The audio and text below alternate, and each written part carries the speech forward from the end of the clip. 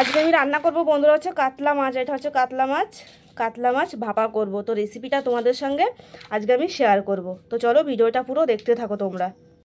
দেখো এদিকে মশলার মধ্যে আমি দিয়েছি রসুন, আদা, শুকনো লঙ্কা, একদমই অল্প শুকনো লঙ্কা। আর এদিকে হচ্ছে একটু গোটা গরম মশলা দিয়েছি।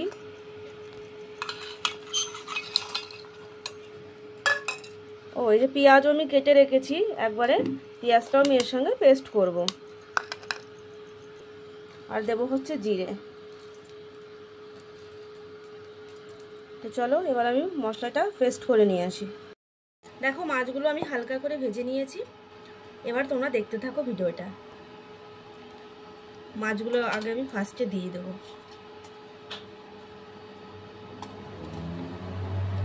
বেশি ভাজিনি, দেখো একদম হালকাই ভেজেছি।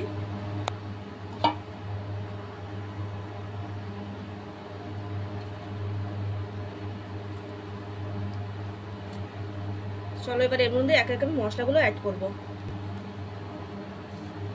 পরিমাণ মতো এই যে আমি লবণ দিয়ে দিলাম,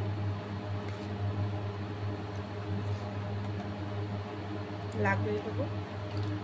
আর এদিকে হচ্ছে তোমার হলুদও দিয়ে দেবো। তারপরে দেবো হচ্ছে মশলা।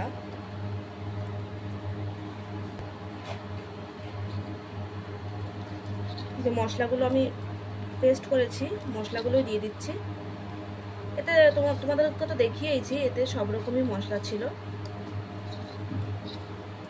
এর মধ্যে একটা জিনিসই মিসিং, সেটা হচ্ছে গোটা ধনে। তো আমার কাছে তো নেই, তাই সেটা আমি দিলাম না, তোমরা চাইলে দিতে পারো।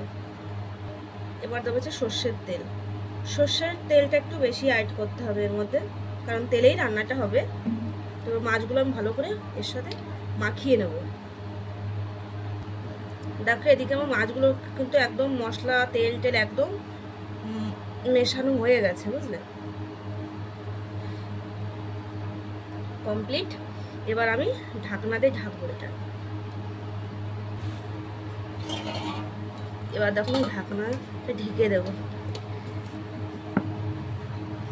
চলো এটা এবার আমি দমে বসিয়ে দেবো।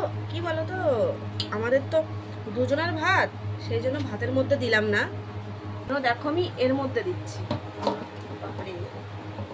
কড়াইতে জল দিয়েছি, জল দিয়ে এবার আমি টিফিনটা ওর মধ্যেই দিয়ে দিলাম। কারণ ভাতের মধ্যে দিলে আমাদের হতো না, আমাদের অল্প ভাত তো তাড়াতাড়ি হয়ে যায়। তো এটাতে একটু টাইম লাগবে, কমসে কম আধা ঘন্টা লাগবে। তো আমি ওর মধ্যেই দিয়ে দিলাম। তো চলো এবার হোক, আধা ঘন্টা পরে দেখাচ্ছি কি অবস্থা হলো। ফাইনালি হয়ে গেছে। তো চলো খুলে তোমাদেরকে দেখাই। বাবা গরম, ভীষণ গরম। এই যে দেখো হয়ে গেছে কাতলা মাছ ভাপা। তো তোমরা এইভাবে ট্রাই করতে পারো।